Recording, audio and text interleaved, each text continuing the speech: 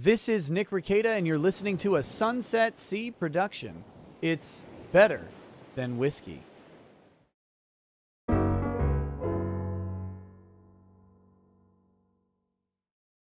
Hello, everyone, and welcome to episode 33 of the Imperial Tides podcast. I'm Holden. I'm here with Simone, and today we're going to be talking about episode 10 of 14 of Berlin Alexanderplatz, which is the West German 1980 television miniseries / 15-hour-long movie made by the great German director Renee Warner Fassbinder. And this episode in particular it's titled Loneliness Tears Cracks of Madness Even in Walls. And the reason it's called that is because this episode actually focuses on the decaying relationship between Franz and Mitzi. Maybe not necessarily decaying, but the challenged relationship between the two of them. Things happen in this that kind of raise the question of whether or not they're going to stay together because of the circumstances that we'll dive into right now, actually. So yeah, without much further ado, let's just get into a quick summary of what goes on here.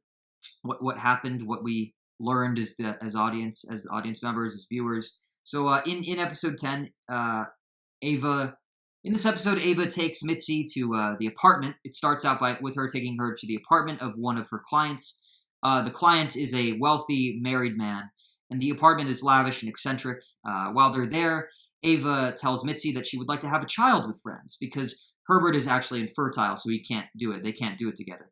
Mitzi is extremely happy about this and behaves somewhat erratically, to the point where Ava actually asks her if she's sexually attracted to her, if she's a lesbian. But Mitzi says no, she denies this, and the conversation then shifts to Franz and what he's been doing lately. Ava disapproves of how much time Franz has been spending with Willie, and Franz's increasing interest in politics, all of the meetings that he's been attending. So Ava actually asks Mitzi to tell Franz to stop attending communist and anarchist meetings, and Mitzi agrees to do so after some initial reluctance.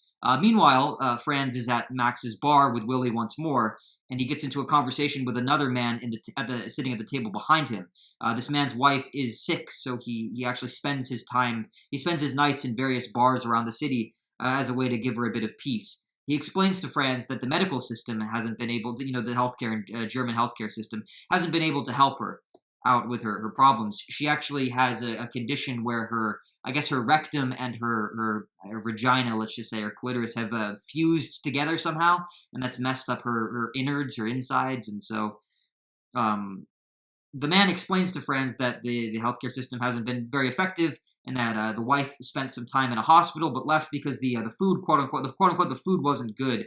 And although she appears to be in pain at home, the doctors tell them now that it's only nerves and that she's being a hypochondriac. She's making it up, essentially, basically what they're trying to say. And so the man then, from there, he breaks into a long monologue about how broken the various systems in Germany are at the time, and how he wishes things could be simple, but they're not, and that people should essentially be interested in politics. The reason why people should be interested in politics, why they should be, let's say, civically engaged, is because politics hold the key to potential solutions and progress, making progress. He seems one of the things that the man has a big problem with is the fact that he doesn't see the society of the time having made much progress since when he was young. Since when he was younger, things have stagnated somewhat. Is basically the general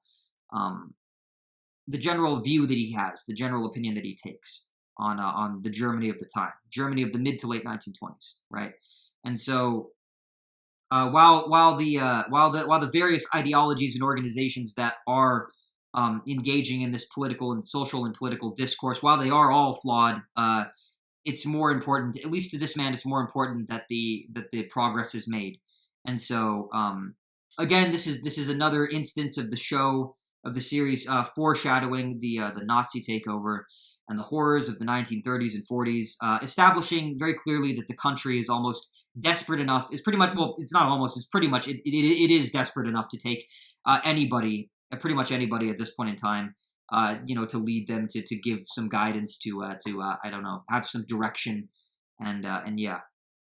And this man believes that each generation is being taught exactly the same things as the previous ones, and that is part of the reason why progress has yet to occur.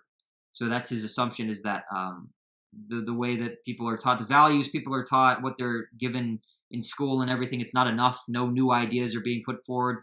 The new ideas that are being put forward are rough, and maybe that also explains why things like communism and anarchism and Nazism are all becoming increasingly popular in this era. It's because people are denied proper intellectual development. They're given traditional just whatever, what their parents were taught, what their grandparents were taught, that they're just expected to go off that alone, and that life is no longer viable. I think that's the point that he's trying to make ultimately, is that the old systems are stagnant and that something new needs to come and replace them. But of course, as we know historically, what they end up being replaced with is a lot worse. So yeah.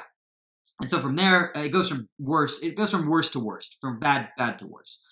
So from there, Franz decides to head home early for the night. He doesn't hang around with Willie the way he usually would. On his way out on the street outside, he notices a young newspaper vendor and believes him to be an example of what the man in the bar was just talking about. Because of course, Franz was a newspaper vendor once, and now this young man is as well. And knowing how it went for Franz is probably assuming that the young man will not be able to sustain this job, and that he'll have to turn to the similar means to the ones that Franz did in order to sustain himself.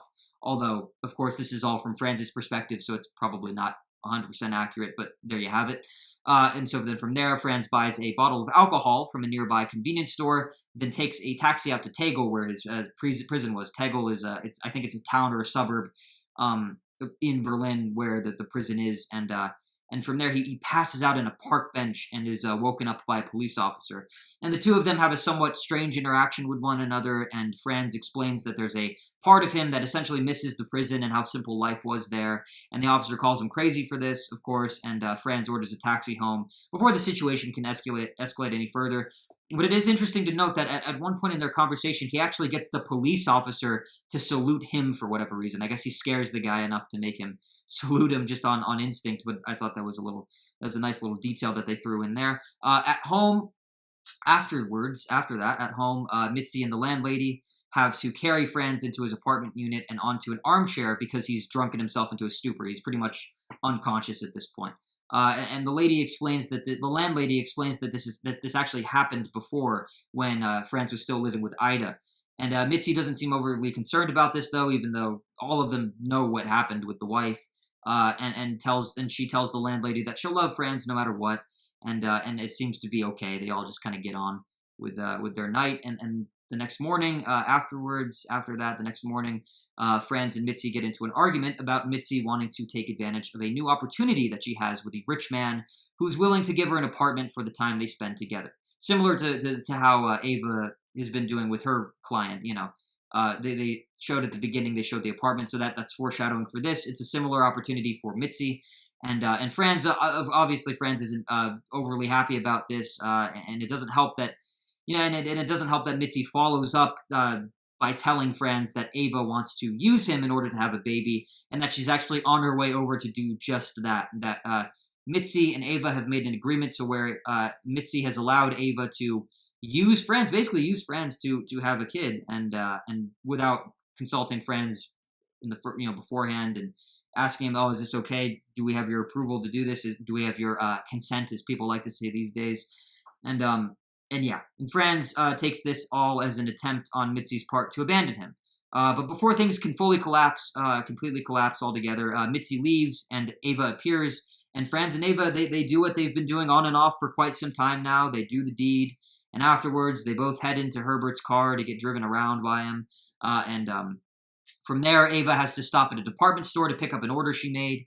And Herbert and Franz get into an argument in the car while she's away about Franz's recently resumed drinking habit. And Herbert has a feeling that Franz will revert to his older self and do something terrible once more because of it.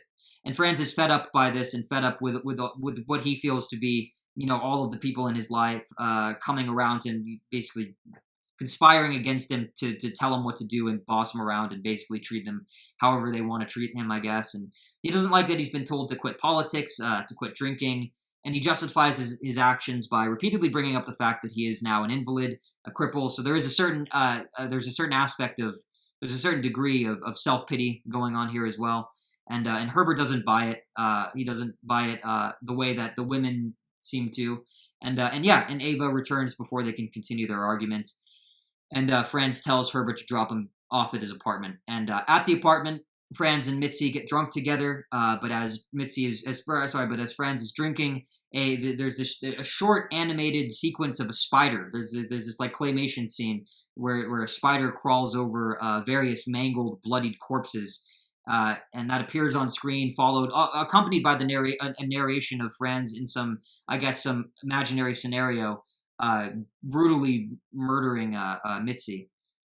And when this sequence ends and Franz reappears, he is clearly perturbed by something, and Mitzi asks him what is wrong, and the two cry for a moment together before forgetting about it just completely and resuming their joyful, chaotic drinking session together. They climb all over each other as the bottle slowly runs out, and as they're about to have sex, the wealthy client that Mitzi is sleeping with shows up to visit. And the two pick themselves up, and the man enters the room, and he and Franz have a brief conversation about how the man likes seeing women dress, and how it's more beautiful to him than when they undress. And the man assumes that Franz lost his arm in the war, and Mitzi, and no one, Franz doesn't do anything to deny that, because obviously if he told him the truth, I lost it while I was robbing somebody's place, it's like that's probably not going to go over too well. So yeah.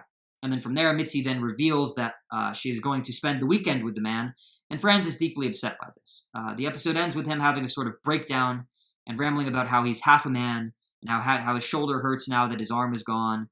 And Mitzi tells him that she has to go with the man for a bit because it is her job, and it's really the only thing supporting the two of them at this point. But Franz is desperate and bangs on the door calling out her name, even after she's already left. And that's the end of the episode.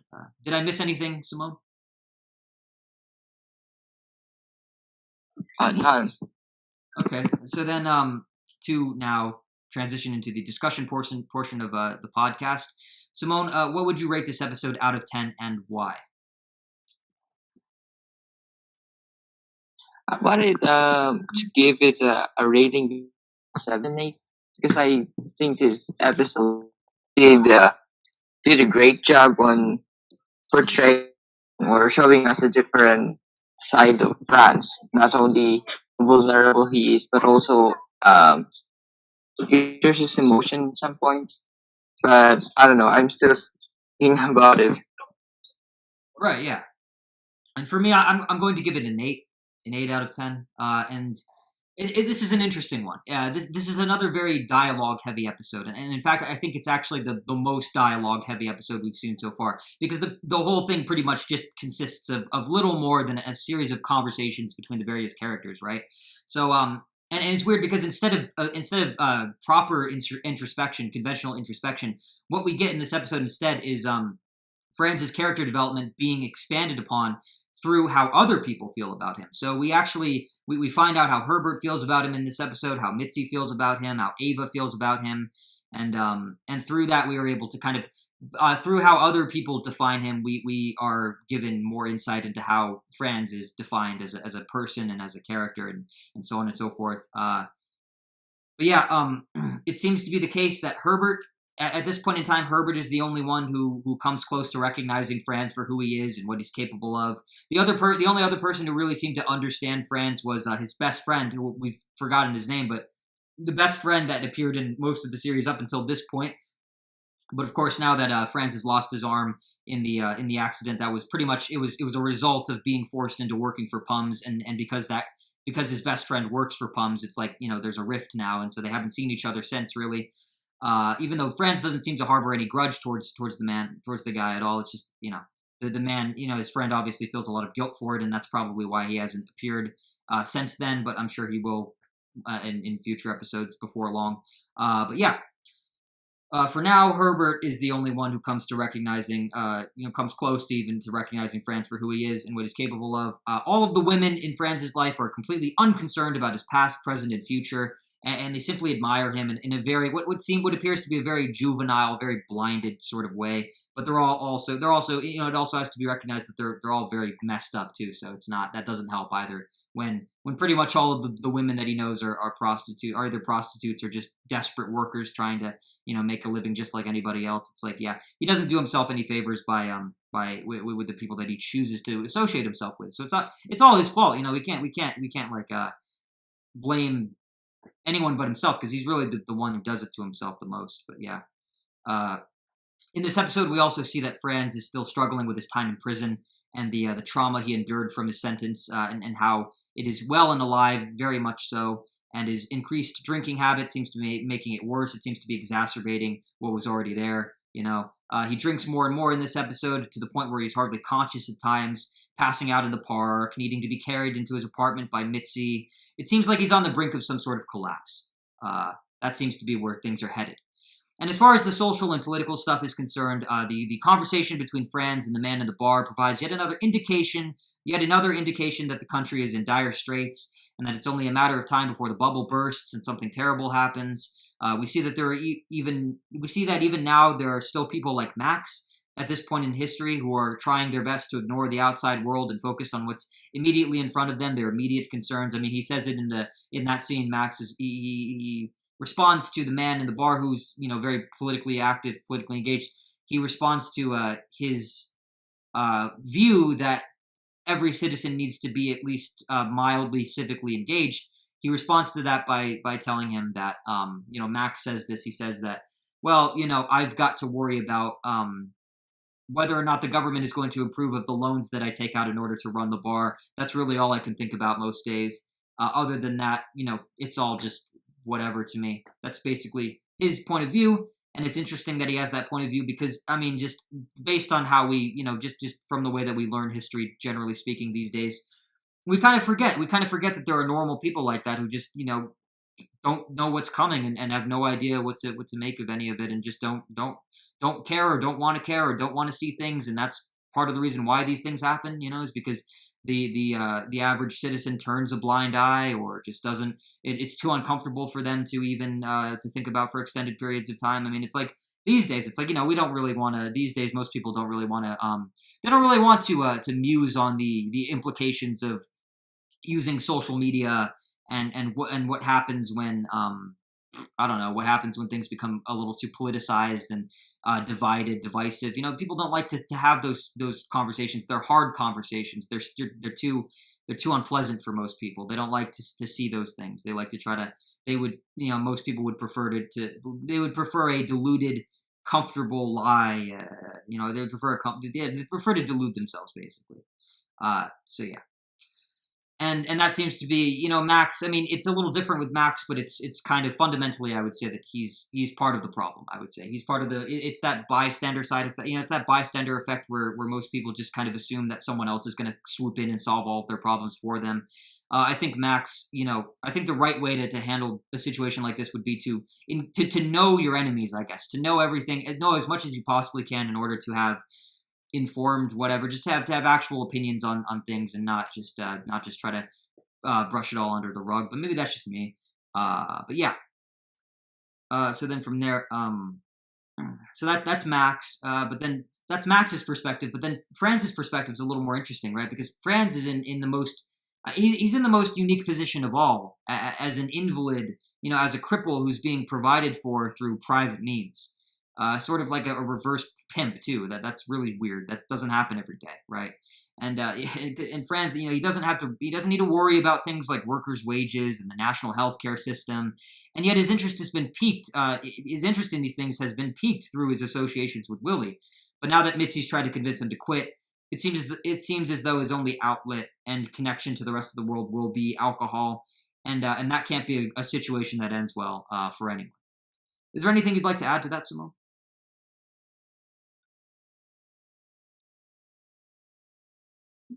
That's also interesting because aside from the episode giving us a lot of different sides of France, but also it gives us much more information regarding the supporting characters, which had been present for episodes, right from the beginning of the shows.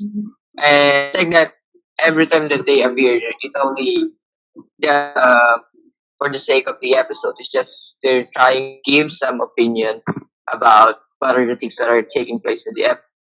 Right now, um, I know that when you compile all those things, it seems like that it may it's made them who we are or who they are, what their characters really is for, I guess. Right, yeah. In this episode, we get to see a little more of them doing things outside of Friends because that's how they've been for most of the series so far, right? Like they all sort of exist in relation to Franz himself, right? They're all orbiting the main character. They're all kind of defined by how they relate to him in their various ways. But we get a little more perspective, especially in the social and political stuff, because I think it really does flesh out a character when they are able to talk about when we're able to hear their perspective, when we're able to hear their opinions on these, like, I guess bigger world things, whether they're political or social or philosophical or what have you. I think that does do a lot for character development, even if it's just a supporting character, even if it's just a one-off character like the man in the bar probably was with the sick wife. We might not. There's a chance we'll probably never see him again. But the fact that he said his piece, the fact that he gave us his perspective. I mean that makes him memorable. That makes him probably more fleshed out than some of the regular characters that we've seen. I would say, and we'll get into that in a bit. But yeah, it's interesting, isn't it? So Simone, moving forward from there, what did you think of this episode's technical aspects? Do you have anything interesting to comment on one way or the other? Do you see anything that stuck out to you in particular? Wait, let me think of particular things that I got interested in. Sure, I'll go first. Yeah, I don't know. Okay, so while you think about that, I'll tell about mine. So for me, it's like some of the shots are still a bit cheap looking. That seems to have carried over from the previous episode. But I would say that a strong script and a decent set of actors can always make up for that without much trouble. Pretty much in anything, as long as everyone is committed to their character and in the case of Berlin Alexanderplatz, as long as the backdrop of 1920s Berlin is developed to the point where it is a character in and of itself, as it has been so far. That's enough for me, and that's all checked out still. Everyone is still like when I see Franz, I don't think of whoever the actor he is, is behind the scenes or whatever. I think of Franz. I think of I do that with all the characters. I do that with the environment as well. It's like it doesn't feel none of this. These don't feel like sets. These don't feel like really imagination or anything. It's like it doesn't feel like that at all. Even if it might look like that at times, whatever. I mean, even if you know it, obviously you know it, but there's that suspension of disbelief. The suspension of disbelief is very strong still, and that for me anyway. It might be different for other people, who see these things and get bothered by them more so than I do. But for me anyway, it's like as long as the acting is good, and as long as the direction is good, and I don't care. I can get immersed pretty much no matter what. But yeah, even the sappy harmonica tune has become something of an old friend at this stage in the series. You listen to it 10 episodes in a row, you get used to it. It's like it's as out of place as it may be, there is almost something fitting about its eccentricity, I would say, and it may very well serve, in fact, as a musical parallel to Franz himself and his own disordered states of mind. But yeah, the technical stuff here was competent. I will say I did like the red light in Franz's apartment during the scene in which he's passed out from the excessive amount of drinking he's been doing. And it's the same blinking red light, flashing red light that appeared when he slept with Ava in a previous episode. And just based on that trend that's been established there, it seems as though the room is only lit by it whenever Franz is on the brink of losing control over himself. And I think it makes for quite the decent visual and a decent little bit of visual foreshadowing, if that is what they're using it for. But so yeah, Simone, to come back to you now, what did you think of the technical aspects in this episode? Is there anything you that stuck out to you in particular that you'd care to comment on? Yeah, there's a particular sense. Max delivering his line. It seems like that getting into his character was a bit a couple of seconds delay. That when the director said action, and it seems like that it takes a couple of seconds before expanded to that cue. But it's very a small that I noticed, but it doesn't affect the whole story at all. Just like you said, this episode will very rich with the dial with a lot of different aspects in it that those small things are not really made much of a deal. Yeah, yeah, I didn't notice that. I think it'd be kind of funny to go back and watch it to see if it's there. But yeah, that's yeah, huh? That's pretty funny. But yeah, it's just it really depends. And again, it's like this. It really depends on what you're into, right? As well. I think a big problem for a lot of people is just the level of interest that they have for whatever it is that they're watching, right? I think the average viewer wouldn't get a lot out of an episode like this. They'd need to have a little more action. They need to have more things going on than just people sitting in rooms talking. I know that that's a problem for a lot of people, but for me, it's like no. As long as the writing is good, as long as the dialogue is it feels real and true to the characters, and as long as it's engaging, I have no problem with it. But I know not everybody's like that. But when it's done well, when it's executed well, you get things like Mad Men, which is considered to be one of the greatest television series of all time. So there's no shame, there's nothing intrinsically wrong with dialogue heavy material, film material, television, so on and so forth.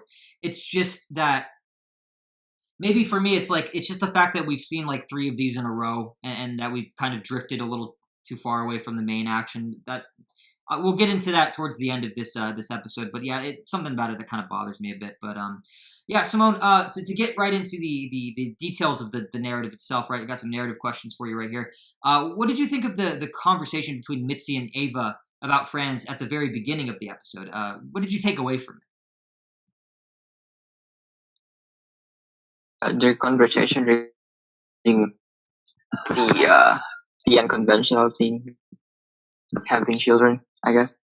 Well, just Is that everything. it? They were talking about having kids, and they were talking about the apartment, and how Mitzi, or how Ava's kind of using the client in order to get what she wants, and just all of that, just that whole conversation. But I guess specifically about Franz, if you want to have a focus to it. But yeah, just that whole conversation. What did you take away from it, and what would you like to say about it?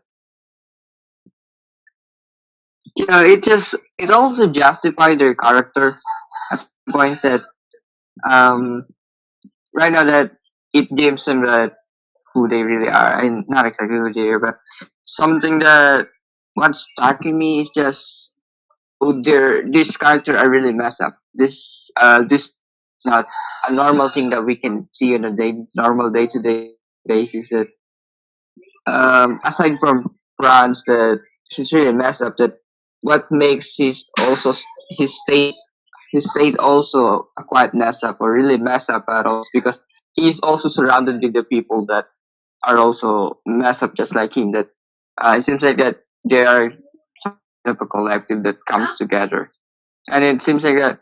And getting back to it, even though the steps that are making every time is it's really conventional or there's mess up, you can see that it's going a whole different direction. I can see maybe some clues or hints in it that which branch can maneuver and make things better.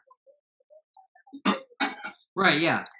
And that's a problem, isn't it? Is that like this whole group of people, the cast of characters, they're all validating each other. Just like how we were talking about sort of the relationship between Franz and Reinhold in the previous episode. It's like, yeah, they all sort of justify each other's behavior to a certain extent because they're all there for each other. They all provide companionship and just validation by sheer virtue of their mere existence. You know what I mean? It's like if you find another alcoholic and you and that other alcoholic agree to just drink yourselves to death or something, there's a very high possibility that you will end up doing that because people, I don't know, people are weird. They a lot of people, they get confidence from just being around people who are like them. Sometimes that's all it takes. Just depends on who you are, but that's I would say based on just on averages, like that's how the average person is. But yeah. And so earlier we were talking about how, oh God, this is a complicated one, right? It's like on the one hand, the characters in this episode, like the supporting characters, everyone but Franz sort of got a little more development, but at the same time they didn't. You know what I mean? Like at the same time they didn't at all because it's still all focused on Franz. It still all revolves around Franz. He really is just he is the nucleus of this entire series. It's one of those things where it's like it's all about him. Really, he's 90 like he's like 99% of it. That's just how it is. But there's a specific problem that I noticed in this particular scene that I'd like to try to to kind of talk about a little more. And I'd be curious to see if you see it in the same way, in the same light as I do, Simone. But yeah, I guess what this scene helped me see is just it's weird how I guess the characters of Mitzi and Ava in particular, how they have little to define themselves with outside of their associations with the various male members of the cast, right? It's actually a bit distracting at times, for me anyway, because it's made me realize that the series' internal universe has certain unwritten rules that keep all possibilities from occurring, if that makes sense, right? So for me, it's hard to get immersed in scenes like this when I know that the female characters are going to be restricted to primarily just mainly talking about the male ones, commenting on what they're doing, commenting on what the men think, what the men are up to, et cetera, et cetera. And for me, it doesn't help that the scene that immediately follows this one has a group of male characters discussing things like politics and the current state of the society and the world around them, all these big picture things, whereas while the female characters aren't offered anything like that at all, really. Instead they're sort of just expected to look pretty and talk about the men in their lives, and that's it. And to be honest, I think that dates the story a little bit. And it shouldn't be that way. It doesn't need to be that. It's very unnecessary, And I don't want to try to analyze this from a quote-unquote feminist perspective. And I say feminist in quotes because when a lot of people talk about feminism, they talk about the feminism in the political sense. And by that, I mean they talk about like specific groups and specific movements. I don't think feminism, in a perfect world, there wouldn't need to be something like feminism. People wouldn't have to try to weaponize something like that. It goes same with like men's rights and stuff, I guess, masculinism or whatever you would want to call it. It goes for anything, really. I don't like that segmentation of things. I don't like it when people take certain whatevers and kind of exploit them, whatever. So I to play it safe, I like to think of everything as just, I'm a supporter of just egalitarianism. I don't think you should be judged for the things that you have no control over, the things that are just a part of who you are. And you should be proud of the things that you are, unless you're like a serial killer or something, in which case, no, you probably shouldn't be proud of that. But that's besides the point. That's an extreme example. But yeah, I think the fact that the female characters are pretty much defined mainly by the male characters. It's kind of, I don't like it. There's something about it that I don't like very much. And like I said, I won't try to analyze this from a quote unquote feminist perspective or anything like that, because I have no horse in that race either way anyway. But I mean, come on.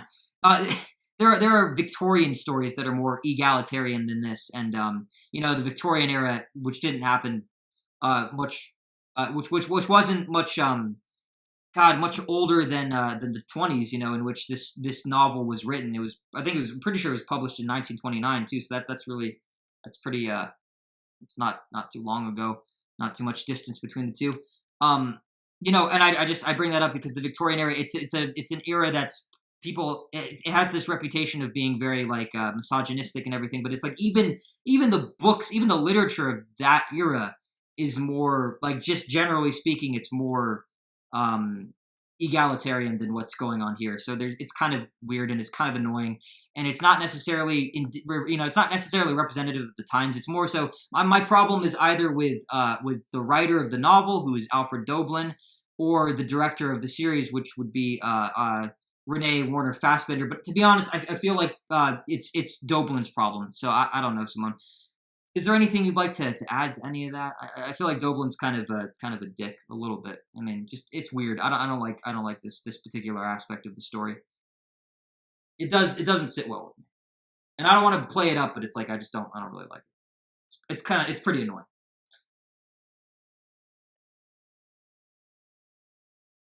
Yeah, I also thought regarding your issue with or what you noticed regarding the last episode about Ava, uh, though her attitude toward France when it's getting into politics and communism or anarchy is. She just dodged it. That she just make out a face and ask him to stop his or stop getting into these things. It's not really she's not interested. She didn't even give any interest at all right from the beginning of what it really is, or what are the other substitute that she can talk about with France. Just for him to be not so independent. I guess that to to lighten his focus regarding his not addressing the thing by just shutting it off or not allowing France to do it at all. Yeah, that's like they never get into this conversation. They never had the chance to even talk about it. They're just sometimes it's just they are bounded by sign of the rule, just like you said that they are prostitutes and these are only things that they can do and these are the only set of the ideas that they can get into. And that's also it's it's something that probably what I noticed about is the whole thing is there are some things that it's kind of alive or there are realistic things and things that are not realistic or somehow fantasy or something. But but I don't think that it's right or it's enough reason for them to be that way. Right. Yeah. There are certain things in in the series so far that are like they're veritably they're intentionally surreal. Right.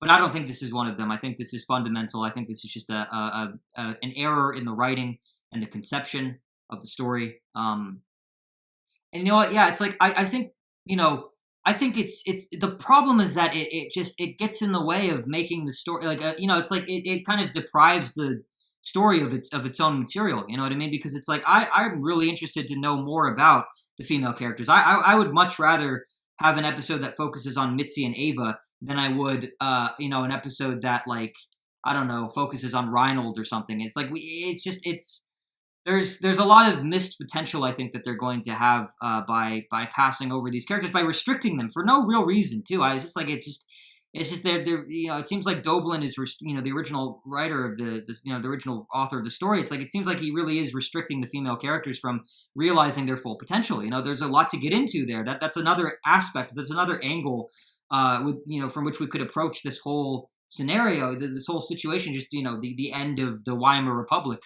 But we're not going to do it. So it's just like, okay, I don't know, because it's like to me, if they did these last few episodes wouldn't have been. I wouldn't say that they were boring, but it's just like they are kind of missing something, and this might be what that thing is.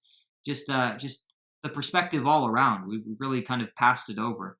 So yeah, but I mean, I guess we don't have to, Simone. We could try to salvage what we can out of it, but what I want to know is, I mean, how do you think their work as prostitutes has affected both Mitzi and Ava on a psychological and personal basis? I mean, is there really anything we can extract based on what we've seen of them so far, or is there too little to even to even comment on?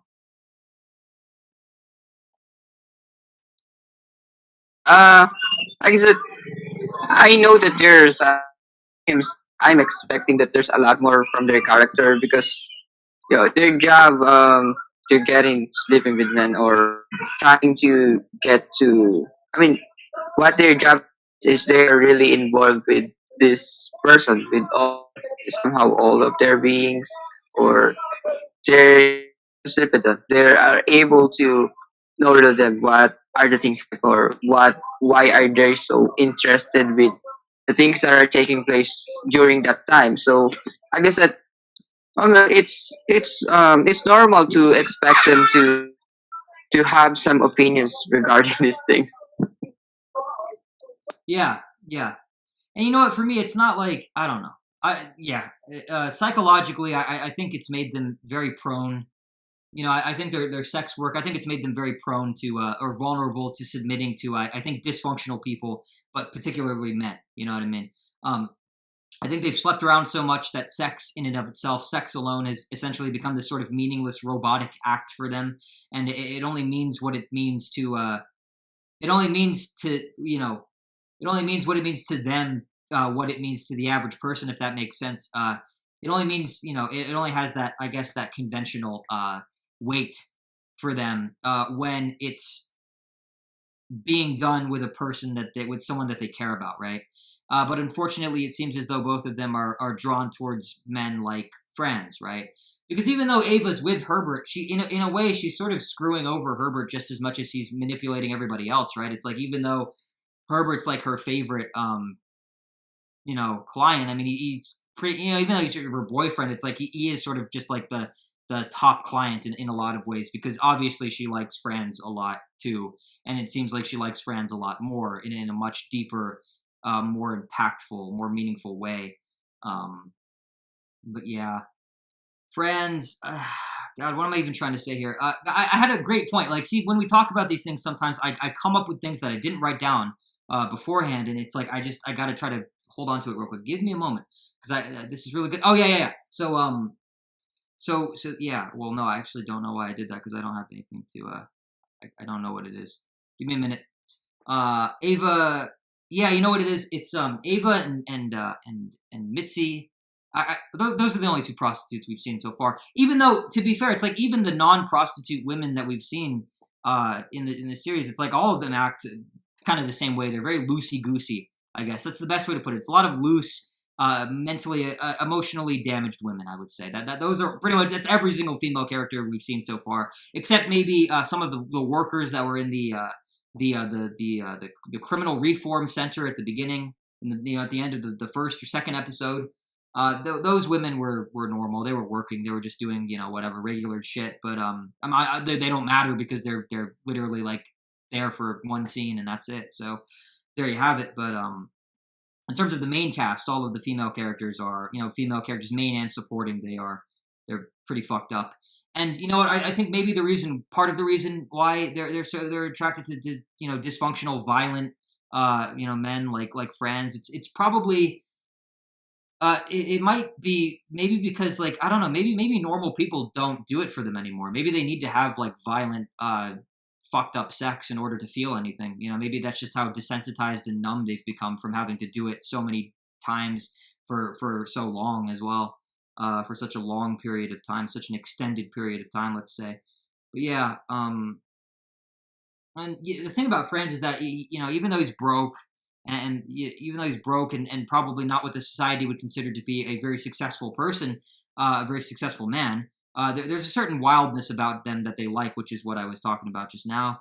He's a bad boy of sorts, and they prefer spending time with him, and they're even willing to go so far as to manipulate more socially respectable men like their rich clients and Herbert to a certain extent on Ava's part, in order to support Franz and continue being around him and continue spending time with him.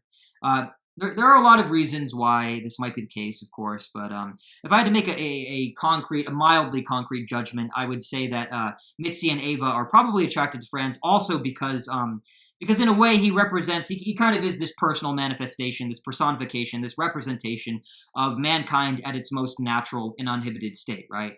At least partially. And maybe their experiences have made it so that they prefer the raw and untamed to the proper and civilized.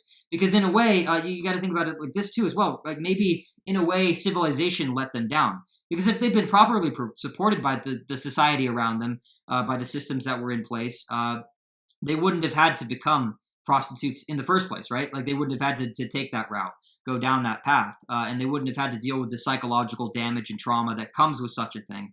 And this might be, being with Franz might be some weird way of getting revenge on the system by leading their wealthy clients on and falling into the arms of someone who the culture would deem as a loser, an outcast.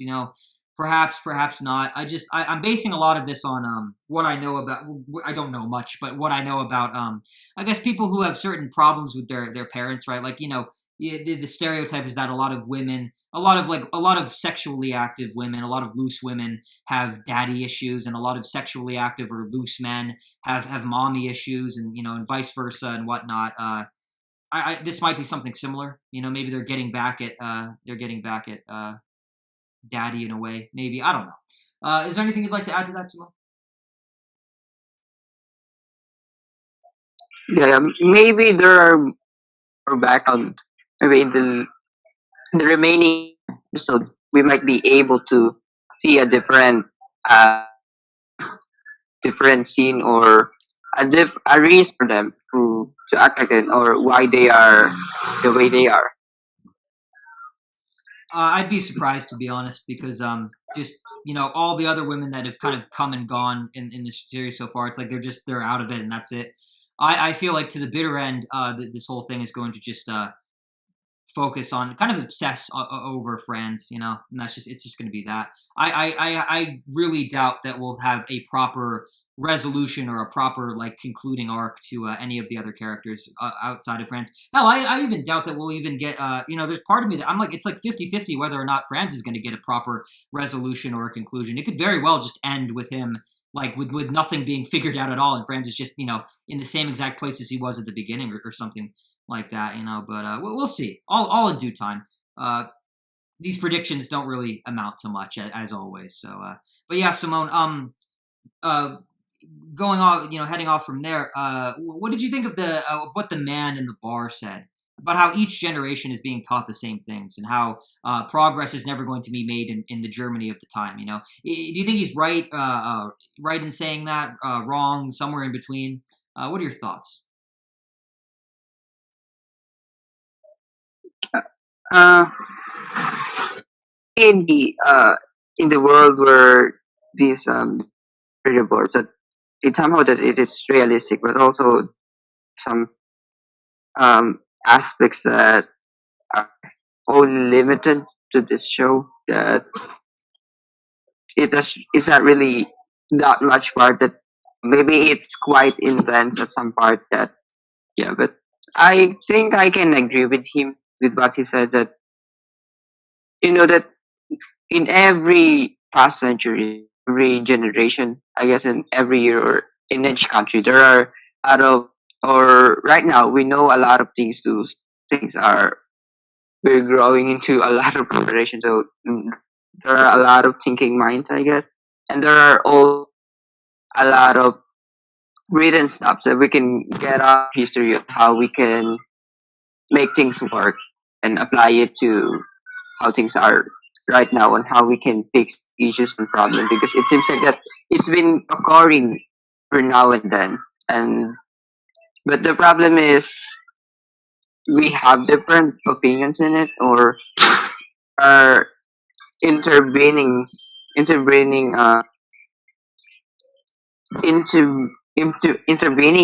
variables in it that make things upload smoothly as they are because aside from problems out there are much more arising from it and that's also I guess what his argument is all about that um aside aside from what the government is or what the society during where this story started is or what Germany is back then are one problem, and aside from it, there are a lot of connected issues that can't be just one solution, I guess. Right. Yeah. And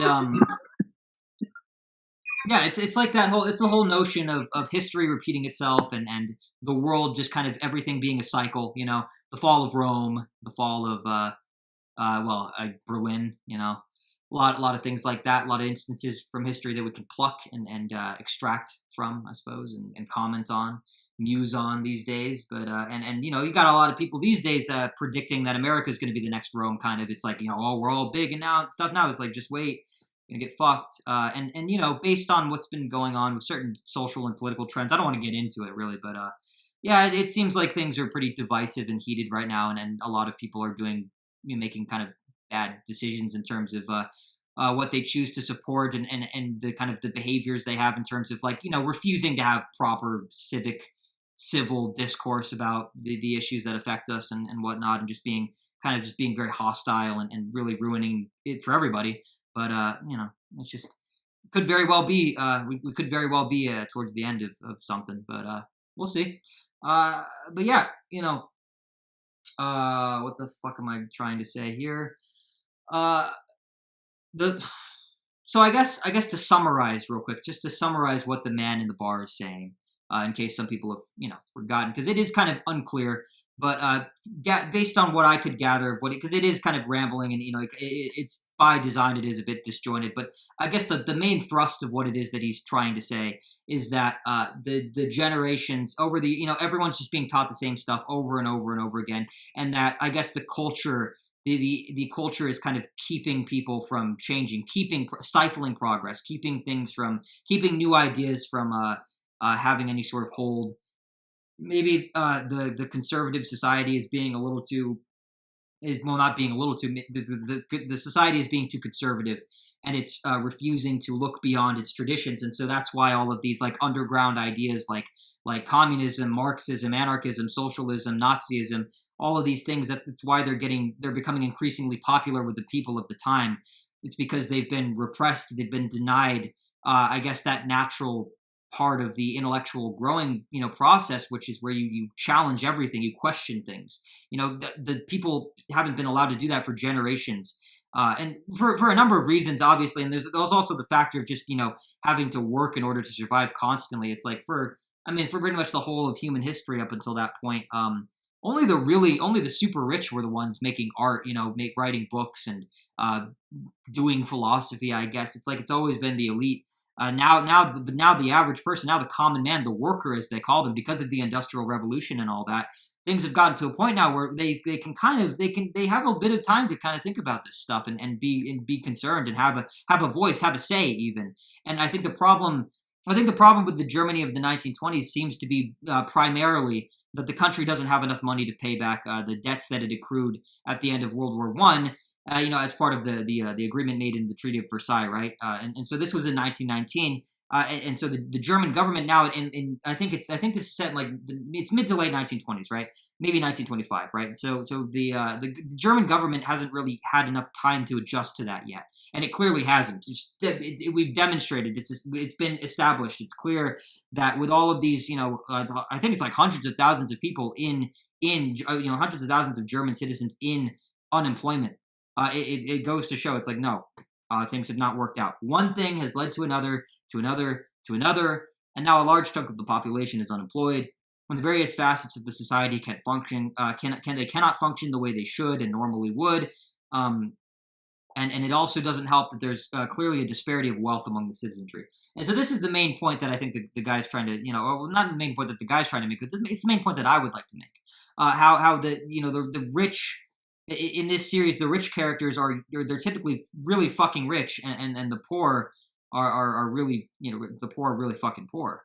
And just if you need an example of that, just take a look at the lifestyle differences between someone like Franz and someone like Ava's client. They show at the beginning, look, his apartment's like insane. It's really nice. It's like there's no regulation though. There's no real middle class, as they say. It's only the bourgeoisie or whatever. It's not the three class system that we have today is not there yet. The societies have not achieved modernity in the sense that we have nowadays. It's just not there yet. It really is just you're either rich or you're poor.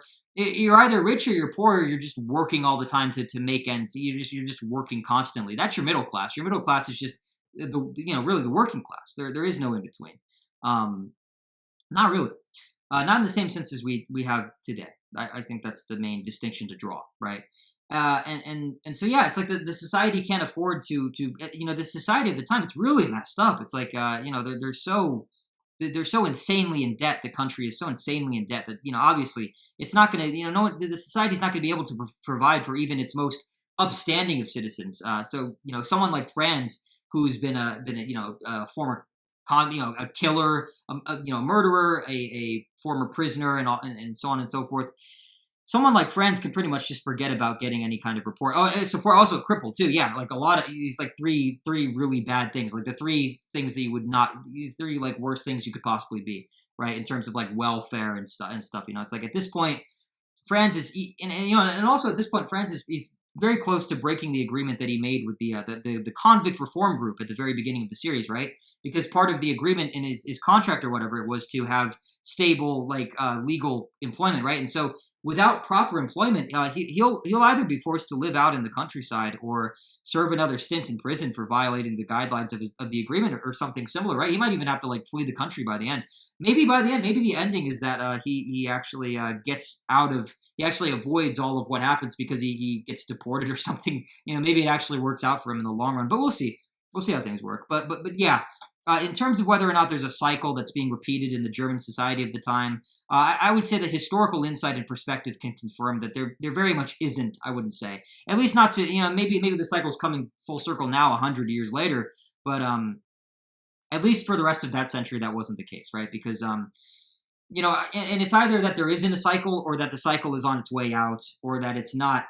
It's taking a completely different. It's at a point where it's going to be a very long time before it comes back full circle. Maybe that's now. Maybe it's from 1920 to 2020. Maybe that's where things are going to start. The 1920s to the 2020s rather. Maybe that's where things start to happen again. But just based on what we know, based on what happened in the remainder of the 20th century, it's like. The place that Germany turns out to the place that Germany turns into over the course of the 1930s and 40s, and hell, even the 50s, the 60s, 70s, 80s, 90s, with all the Cold War stuff and everything. The place that it becomes, it's pretty much completely different. Pretty much completely entirely different from the place that it is in the series now in the mid to late 1920s, right? And I think the man is too close to it all to see that the old ways of the Victorian era and the 1800s and whatnot have become obsolete, and that the new solutions are going to fail and atrocities are going to occur before the stability of modernity is achieved. It's like Germany got really fucked over, seriously fucked over by Nazism and then social, and then communism. Like all of the political ideologies that are popular right now in the series, they all come to bite them in the ass in the end, like and really really badly. Hell, just this series alone, this series alone, the Berlin Alexanderplatz, the 1980. What we're watching it was literally made when there was still a Berlin Wall, when there was still an East and West Germany. That's how messed up. That's how messed up things were for so long. And it's actually kind of, in a way, it's actually kind of crazy that something like this got made. But maybe it got made because, of course, the communists have always. The communists and the Nazis have always been two forms of evil that have been at each other's heads, right? And so maybe the communist regime at the time thought it would be a good idea to have like a show that does kind of bash the Nazis and stuff. Rightfully so. Don't get me wrong. Everybody's wrong here. Everyone's fucking terrible here. But it's like, yeah, that might be. I don't know. Like I would have to look into the production of this series itself. But it's just kind of interesting to me because you don't tend to associate great art with communism and socialism. Like this is not a thing really. It's all about censorship and stuff really. But yeah. So yeah, it's just I think based on the trends we've seen and what we know about this stuff historically, because we have the privilege of looking back on this like 100 years later, or well, a century later, not a complete century later, but we have that 21st century insight, right? We know that we know that it'll get bad. Things in Germany will get bad long before anything gets better. And, only after the Nazis are out of power and the Berlin Wall is knocked down can the country even begin to think about recovering from what's about to happen to it. So, yeah, I think the characters that are worried about what the future has in store for them have every reason in the world to feel that way. And it's all about to hit the fan for pretty much the remainder of the 20th century. And yeah, the next 70 years or so are about the next 70. Think about that. 70 years or so are about to be hell on earth for a lot of people. And that's some brutal fucking shit right there. That's a lot to take. And that should be humbling, If nothing makes you grateful to be, to live in the 21st century, then, if that doesn't make you grateful to live, to be a member of the 21st century or whatever, then I don't know what does. But I don't know. Is there anything you'd like to add to that, Simone? Yeah, I guess that I don't know that I guess that can say that there's a cycle, just like what the argument of the man is, but I don't know, the cycle is different in each era. So that's what I can only say. Yeah. we'd like to think that we will get to a point as a species where we're so technologically and civil, socially advanced to where something like World War II doesn't happen. But if you look at history, it's like all the really fucked up shit, all the fucked up shit that happened, the fall of Rome. The establishment of the Roman Empire in general, it just everything, all countless examples, pretty much all of history. We see that it does take really messed up stuff in order for things to change. Humanity is messed up that way. Humanity is really stupid, really fucking dumb in that we as human beings, we have to have things get as bad as they can possibly get before they even begin to get better. It's really stupid how that works. But we learn through our mistakes, and those mistakes cost a shit ton, and it shouldn't be that way, but for whatever reason it is. And yeah. But so Simone, moving from there, do you think Franz is an alcoholic? It's an interesting question. I kind of want to get a little more into that specific aspect of who he is as a character. But I don't know. Do you think he is an alcoholic in the conventional sense, or is there something more going on there? Something more to it than that. He's an alcoholic in, I guess, in different episodes of his life, or depending how he will react on a particular thing. Because it's not the way it's when about the way he drinks. It's never been an issue for me, or it's not had been that big, or how the other characters that are close to are the supporting characters in this episode are the way they address it is the way that it used to, or maybe we just the realization that is also one of another one of his problems. Right. Yeah. And you know what? For me, it's like I personally, I don't think he's an alcoholic specifically. I just think that he has these broad spanning fundamental impulse control issues. He's addicted to a lot of different things, and maybe not addicted, but very much at the mercy of those things. I would say very much controlled by those things. I'm sure that is addiction, but I guess what I mean is that he's addicted in his own way. Let's just say, right? But yeah, by conventional standards, I'm sure that he is an alcoholic through and through. If it drinks and does damage to its life and the lives of those around it because of its drinking, then it's safe to assume that it's an alcoholic, I guess, would be the best way to put it. But yeah, even if the real underlying problem is something like generalized impulse control, I would say that that's the case. So, is there anything you'd like to add to that, Simone? Yeah, I don't think that he's really a full-on alcoholic. So you see, alcoholism is just maybe he determines himself maybe every time or in all few episodes maybe he would be uh, really into alcohol, but something it just somehow just an instrument for him to find an escape with things, because it's like he's always running away with a hell of tons of problems that he have. Yeah, it's his incapability to actually confront like what the fuck is wrong with him and like what he needs to work on. It's his avoidance of that really creates all of this chaos for him and for everybody else, and yeah, and maybe in that sense he is a representation of the German society of the time. Just always trying to do the same thing and never really opening his mind up to new avenues, to new solutions, always having progress stifled. That's another thing that happens to Franz a lot. Anytime he kind of even begins to open up or open his mind up to something else or try a different solution or whatever, take a different path, he gets fucked up by it. So it's a mess. It's not a good thing. It's all a fucking mess. But yeah, and yeah, his alcoholism, for me, it's probably just a symptom of a much larger problem, which would be that impulse control and that need to escape, which he's always doing when he shouldn't. So yeah, Simone, I don't know. So moving from there, do you think Herbert, the character of Herbert, who is of course Ava's boyfriend, do you think Herbert was right in his prediction that Franz will fall back into his old ways and that he's on the verge of killing another person again? because that that conversation they have in the car about how it's going to be an Ida scenario all over again. Do you think that's true? Do you think he was right in predicting that, or wrong, or somewhere in between? What are your thoughts? Yeah, he has made a point that there's a possibility that it happened, but the fact that this show is really unpredictable, um, there's a probability that it might happen, but not as large or um, not as much as to compare it with how it happened with what happened with him and him killing him.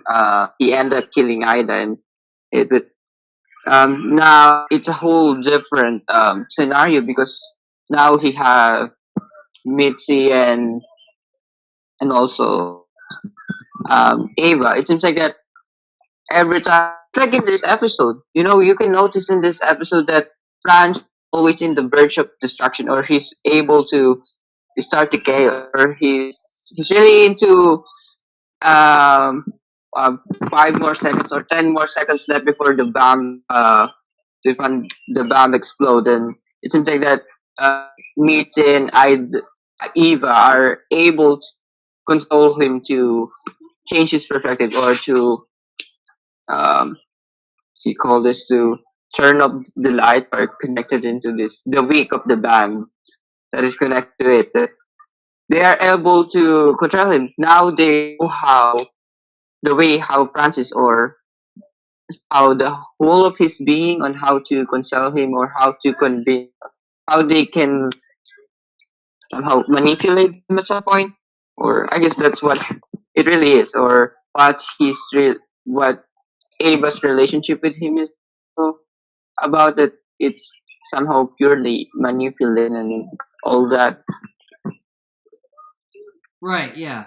Yeah. And for me, it's like I don't know. I wouldn't be surprised if it happened, because Franz is like a child more often than not. I think most of the time he is very childlike, in the sense that children don't care about consequences or the moral implications of their actions when they're in a certain frame of mind. Not they just don't understand it. They're so driven by just raw, pure emotion that they don't give a shit. So it's like to me, it's like Friends is the exact same way, only more dangerous and unpredictable. And then again, but then again, on the other hand, it's like when he was going through his slump in episode 3 or 4, he was taking his unhappiness mostly out on himself, right? He locked himself in a hotel room somewhere and tried drinking himself to death, kind of, but not really. He just kept drinking and drinking and drinking. But that was all on him. That was all him, I guess, directing that discontent or instability or whatever you want to call it in inward. But so it's hard to tell. It's hard to tell. But I think he'd be better off isolating himself so that his self-destruction doesn't leave any collateral damage or casualties. It's like putting a kid in timeout. I think that's what they would have to do with him, or he would have to do with himself, I guess. But yeah, is there anything you'd like to add to that, Simone?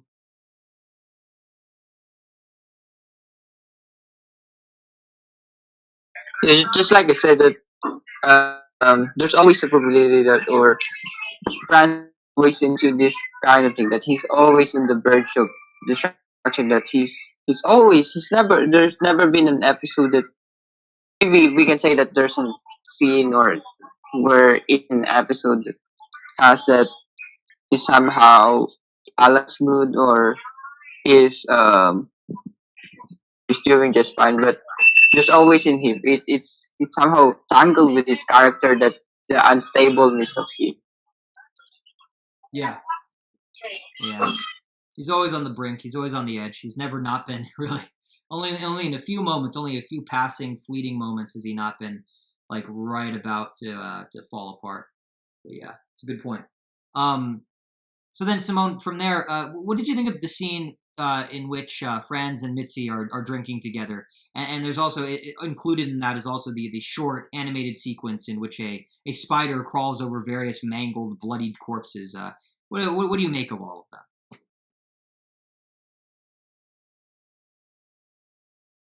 Yeah, yeah. I guess what I notice in every episode that we cover, we always talk about that there are a lot of juxtaposition that are included. Um, just like in the previous episode, that the scene where Franz kills his late wife or ex-wife. Um, there are different narratives that play when it was shown over and over in that episode, and also in this episode, it's always included, or not always, but there are a lot of times that it's been shown. And this one is more a different visual narrative to make their point. I like. It's also I'm expecting that scene, or the scene where which Raj kills his wife would be included again in this one, but in my surprise that there's different I guess source or material that they put into that makes it interesting. Yeah, yeah. I like how they illustrate what's going on. They have so many different ways to I guess interpret or portray, depict what's going on in Franz's various disordered internal states. Let's say inner states. But yeah, of course, the implication of the with regard to the animated sequence with the spider and the corpses and everything that there is that Franz's homicidal tendencies are linked to his alcoholism, right? Yeah, and so the more he drinks, the more likely he is to lose control and take another life, and that's what happened with Ava. That's what happened with Ida, and it could very well be what happens with Mitzi. Either Mitzi or Ava or hell, I mean, even the landlady isn't safe. Or any of the male characters for that matter. You know, not necessarily. None of them are really exempt from his from that sort of childlike wrath or whatever. It's just it's like when it's like just think of any kid for example. It's like if a kid's having a bad day or and whatnot, they don't care. Then we don't give a shit. It's all indiscriminate. It's all just about releasing that emotion and not knowing how to release it in a healthy, functional manner. So yeah, anything you'd like to add to that, Simone? Yeah, just it could also connect it to the previous one about Herbert's opinion toward friends um that these where could this particular episode or particular action could lead if France is not able to control his emotions, or because he's really animal. It's just like you said that he somehow or he's always been childlike and hard to predict that his actions are not really the way it should. Yeah, exactly. And so yeah, going from there, Simone, how do you feel about Franz helping Ava have a baby? Was that weird to you, or and how'd you take that? What do you think of it?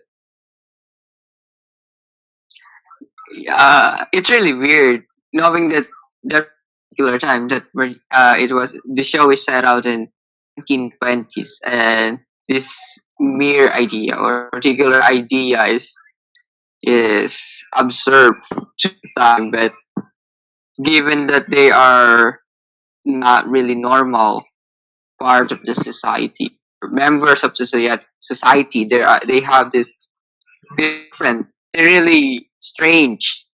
So it works out in that particular perspective, but for me, it's still weird.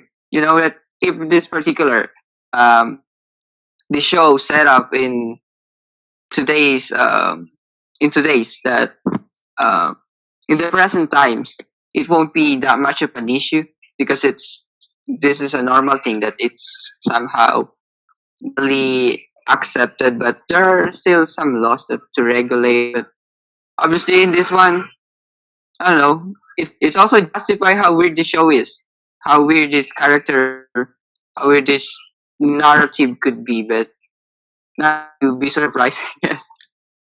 Yeah, yeah, and yeah. I mean, for me, it's like their lives are so messed up that it's almost like he's it's like almost like in a way he's doing her a huge favor here. In a way, it's almost like morbidly wholesome, almost, but not completely because yeah, I think it's fucking weird. I think a lot of their problems would go away, to be honest, if Ava stopped selling herself on the streets. Just gave that life up altogether. And if Franz stopped seeing both her and Mitzi and all the other weird prostitutes he knows and everything, and just committed to selling newspapers or whatever until the economy gets better, we know it. We know it's not going to get better, and it's not going to get better in the way that it should. Or it's fucked all. It's all fucked, dude. It's a hopeless situation, but it's like, yeah. I mean, the real solution, and so that the real solution would obviously be for everybody to get out of the country as soon as humanly possible. But there's no way that could realistically happen now. I mean, they have no idea what's about to hit them, so why would they?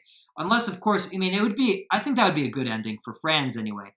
For Franz, at least, if he gets exiled from Germany and has to like go live somewhere else, I think that could be interesting. It's like, oh, he got out of it somehow. Like he was actually like.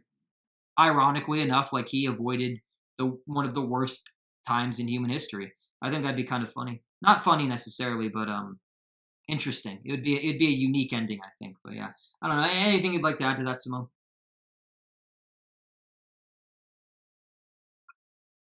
Yeah. There are a lot of different ways that they can do, but there might be much more weird things that they might do. Yeah, they might up the ante. They still got 4 episodes to make things even weirder. But yeah, I don't know, Simone. Would you let another man get your wife pregnant if you couldn't do it yourself? If you found out that you were infertile one day, and that was like one of the only ways to do it, would you do it to have a kid? No, absolutely not. It's not. I don't know. Yeah, it's different. I don't know. It's weird. Would you let another man sleep with your girlfriend or wife for money? Do you think? No. I probably just enjoy myself broke. It's always broke. Yeah. There's a Robert Redford movie called An Indecent Proposal that was it came out. I think it came out in the 90s, or maybe, I'm not sure. I haven't seen it. Before my time, obviously. But yeah, it basically has that same theme in it. It's weird. It's like it's just this rich guy offers this couple. I think it's like $100 million. And that's not 100. Sorry, it's just like $1 million. He offers them like $1 million to sleep with the wife for one night, and that's the whole movie pretty much, is like whether or not they're going to do it. Just kind of reminds me of that, but a lot grosser. Because the people in that movie were all, obviously they were all attractive and rich, and like everyone here is kind of gross and fucking weird. So it's that, but a lot more depressing, I suppose. But yeah, so yeah, Simone, coming up to the last few questions here. What did you think of Franz's breakdown at the end of the episode? Was it justified or not? And what do you take away from it? Like, what's gonna happen? Do you think after in the next episodes? Is it gonna carry over? Are there gonna be consequences here, or are they just gonna forget about it? What do you think? I see. It is the same. It is. He has the same reaction the way that when Mitzi open up this thing, open up to Franz regarding this man who wanted to sleep with her or provide for her at some sort of somehow a financer at some point. I forgot what's the right for it, but yeah, he has the same reaction with this small or big revelation of Mitzi. So I think that I'm surprised at all that this happened.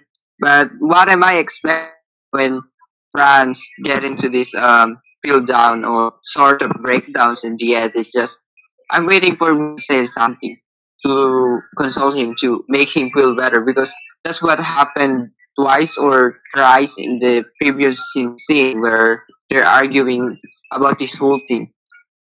Yeah. And this time around, I mean, she didn't really do anything.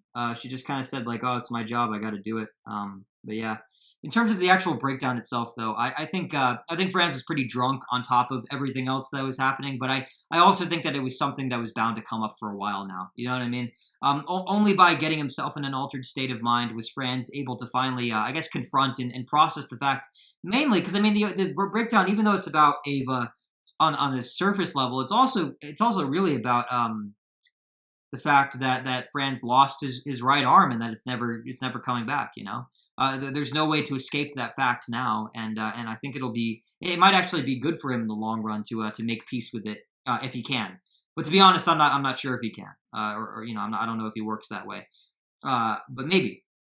My prediction at this point is that the series will end with him. Maybe one of the endings that the series could possibly have is with him finding some sort of bitter, muted peace, but maybe not peace, but something similar to it. Maybe his own version of it, in a way.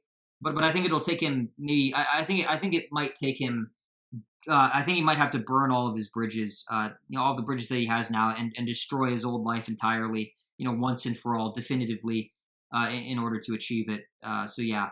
A Pyrrhic victory would be the likeliest outcome in my view of things, but maybe that's just me. And for those of you who may not know what a Pyrrhic victory means, a Pyrrhic victory is basically when you win, but you don't really win. Like you have to do certain things to win, to the point where you kind of you lose no matter what. I guess, if that makes sense. It's a false victory. It's kind of like I guess the term comes from it's a war term, right? So it's like when one army manages to beat another but loses like so many men and resources in the process that it actually like cost them, it might even get to the point where it's like it might cost you more to not surrender. It's that sort of thing. So yeah, I feel like that might happen to France by the end of the series. I don't know. Is there anything you'd like to add to that, Simone?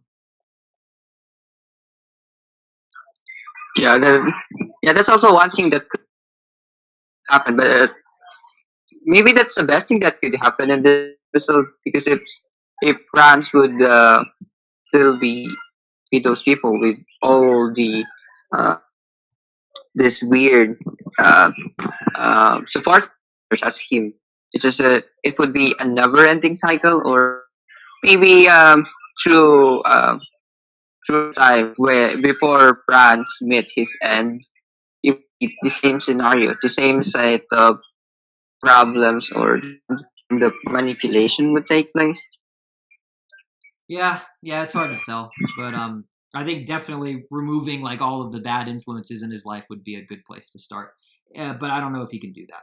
He's demonstrated that it's not something that he's great at doing. So yeah, last question of the night, Simone. And we already kind of covered this, but I wanted to hone in on it specifically. This particular aspect of the previous question, which would be Simone.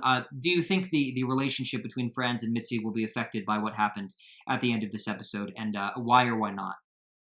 What are your thoughts regarding that? It would be the same or not. Yeah, like whether they're going to stay together or not, or if this is like the beginning of the end of their time together as a couple, basically.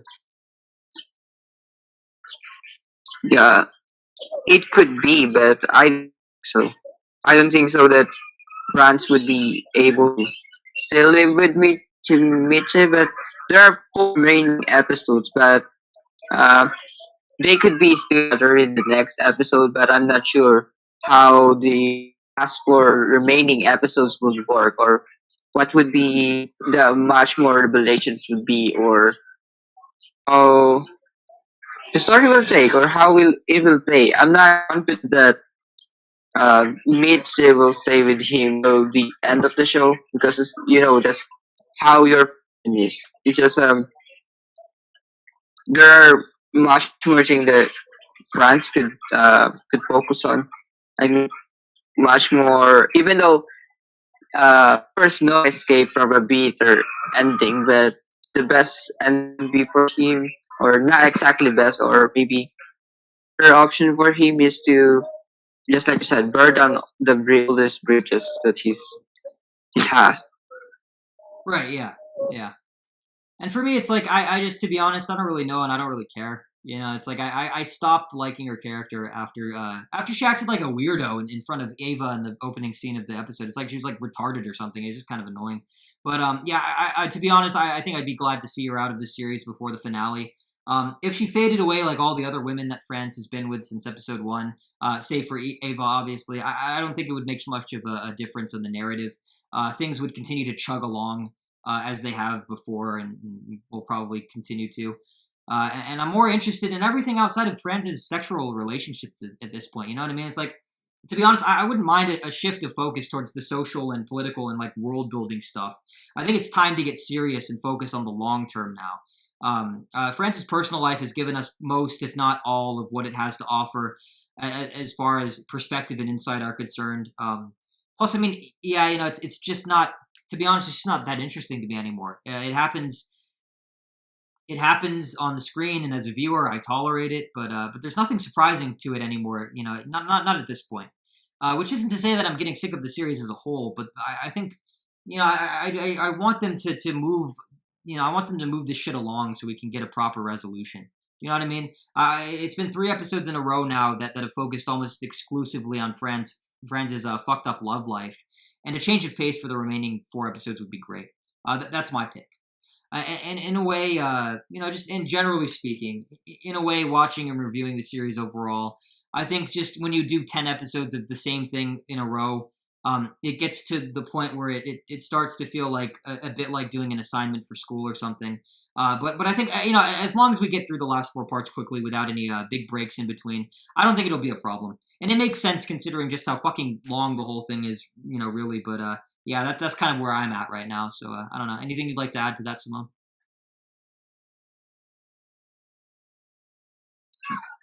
Yeah, I don't know that.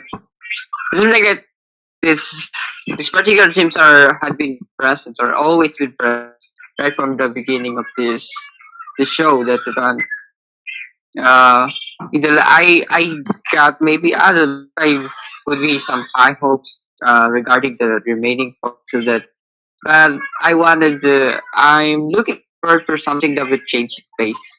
Exactly that because it's the same. But just like you said, it's something that getting sick of it, or it's not a reason for us to get sick of it. But it's been 10 episodes in a row that we have watched. I guess it.